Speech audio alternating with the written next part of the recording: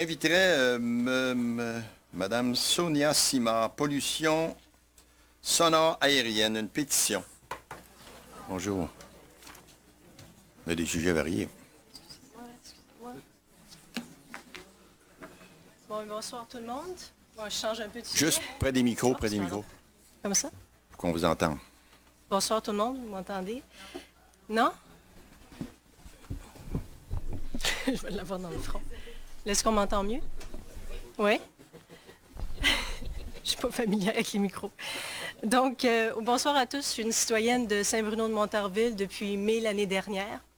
On est venu ici, bon, tout le monde en a parlé un peu ce soir, pour la qualité de vie, la vie de famille, les activités, les arbres, le Mont-Saint-Bruno. On a été ravis dès le premier coup d'œil à Saint-Bruno. Jusqu'à tout récemment, en fait, jusqu'à la fin de l'été, où on ne sait pas trop ce qui s'est passé, et la pollution sonore aérienne, il y a eu un tournant. On ne sait pas trop ce qui s'est passé. En fait, on a des petits avions qui circulent à des fréquences de 30 secondes à 2 minutes. On en a des fois 2 à 3 au-dessus de nos quartiers, au-dessus de nos maisons. À ça s'ajoutent des Boeing, des hélicoptères. Je veux juste ajouter, juste rapidement pour que ça soit clair, on n'est pas sous des corridors aériens dans le district où je suis. On est à proximité, bien sûr, d'un aéroport, j'en suis consciente, mais on est à des kilomètres quand même, on n'est pas sous les corridors aériens. Alors moi, je voulais savoir qu'est-ce qui se passe, est-ce qu'il y a un nouvel événement qui pourrait être mis de l'avant, qu'est-ce qui se passe? Alors j'ai appelé un peu partout, moi je ne suis pas experte dans le domaine de l'aviation du tout, donc j'ai appelé Transport Canada, NAV Canada, j'ai appelé les différents aéroports sur la Rive-Sud, bon, bien sûr Saint-Hubert, mais Saint-Mathieu-de-Belleuil aussi. Il y a les hydravions à Chambly, j'oublie, le nom m'échappe en ce moment. Alors, j'ai appelé un peu tout le monde, j'ai fait mes propres recherches et tout va ramener à la tour de contrôle de Saint-Hubert. Donc, toutes les autorisations au-dessus de notre région se font et sont centralisées à la tour de contrôle de l'aéroport de Saint-Hubert. Il n'y a pas de réglementation comme telle pour les petits avions, par exemple. Ils peuvent circuler comme ils veulent, où ils veulent. Ils demandent juste l'autorisation de la tour de contrôle. Pour les Boeing, je sais qu'il y a des restrictions un peu plus réglementées au niveau de où ils peuvent circuler, mais ils n'ont pas d'horaire de jour et de nuit. Il n'y a pas de plainte non plus sur la fréquence de vol, sur la gestion du trafic. Les seules plaintes qu'on peut faire, c'est sur l'altitude des petits avions et où il faut donner les lettrages sous l'avion en plein vol. En fait, oui, c'est ça. Donc, vous comprenez que pour moi, je nageais dans une complexité de différentes entités et j'ai trouvé ça un petit peu très complexe. Alors, j'ai décidé de démarrer une pétition pour rassembler les citoyens. Alors, ce soir, je souhaite déposer une pétition de plus de 260 signataires. Et dans cette pétition-là, ce qu'on demande, c'est, M. Murray, M. le maire, on demande de nous représenter auprès des différentes entités.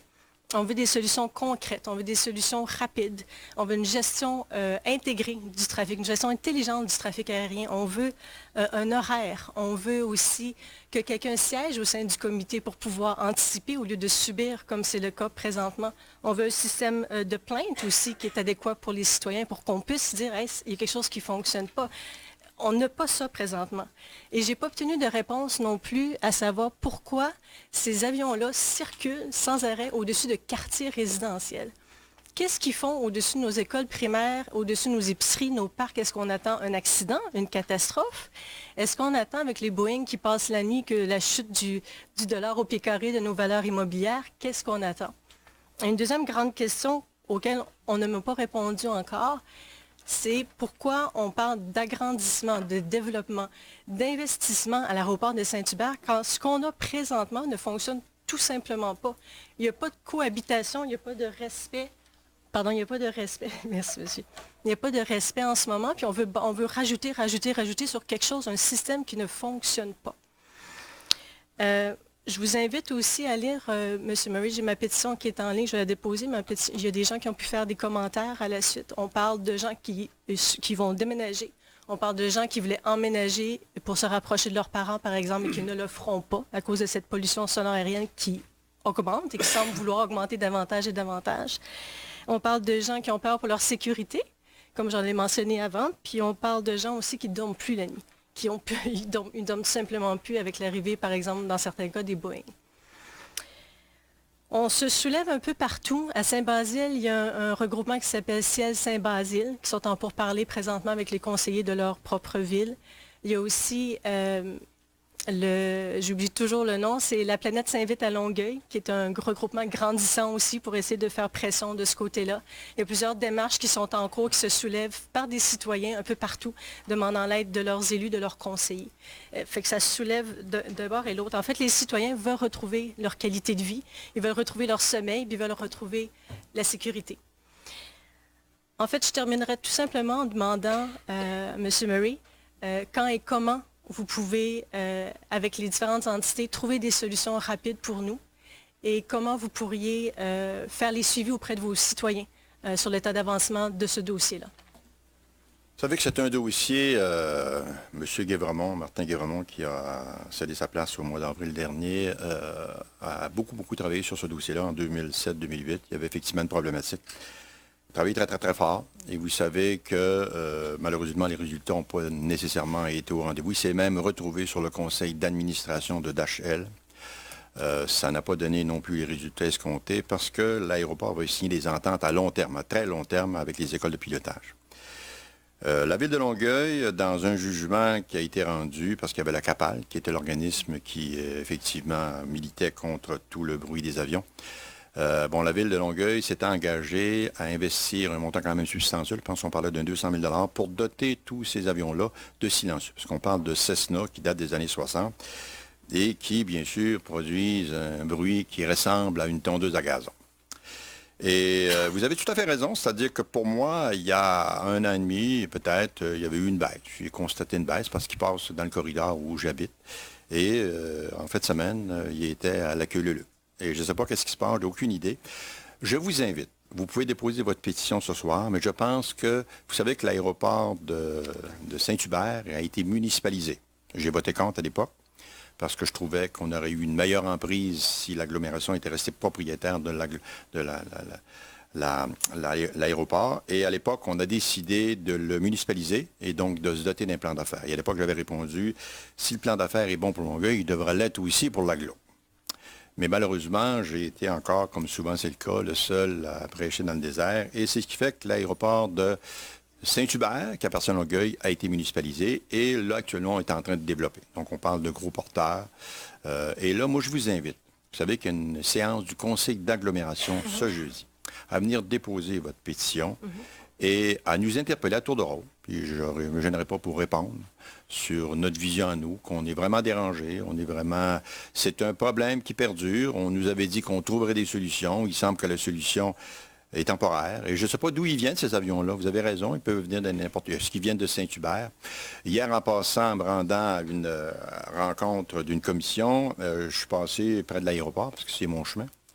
Et j'ai vu qu'il y avait toute une série de petits avions qui étaient en ligne, qui attendaient pour décoller. Donc, il était quoi? Il faisait très beau hier, peut-être 3h30, 4h l'après-midi. Et donc, on est dans cette optique-là. Et c'est des écoles de pilotage. Et on forme des pilotes. Mais en plus de ça, vous avez maintenant des vols qui peuvent survenir à toute heure du jour, à peu près. Des gros porteurs. On parle de peut-être 737, des Airbus 320 ou 220. Donc, on est dans cette optique-là.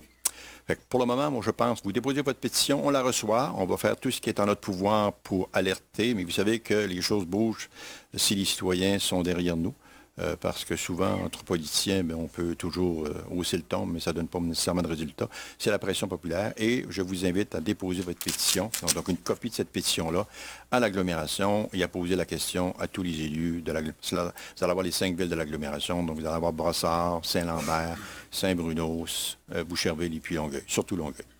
Juste rajouter un mini-point sur les mesures d'atténuation que vous parliez tout à l'heure. Je ne m'éterniserai pas là-dessus. Les mesures d'atténuation étaient sur 2 écoles de pilotage et non toutes les écoles de pilotage. Voilà. C'est les seules mesures qui ont été mises en place. Il n'y a pas d'horaire qui a été mis en place. Je veux dire, c'est pas... on parle beaucoup de mesures d'atténuation qui ont été faites, mais il n'y a rien qui a été fait vraiment qui nous aide. Et la fréquence des avions, elle est exponentielle. Elle ne s'arrête plus.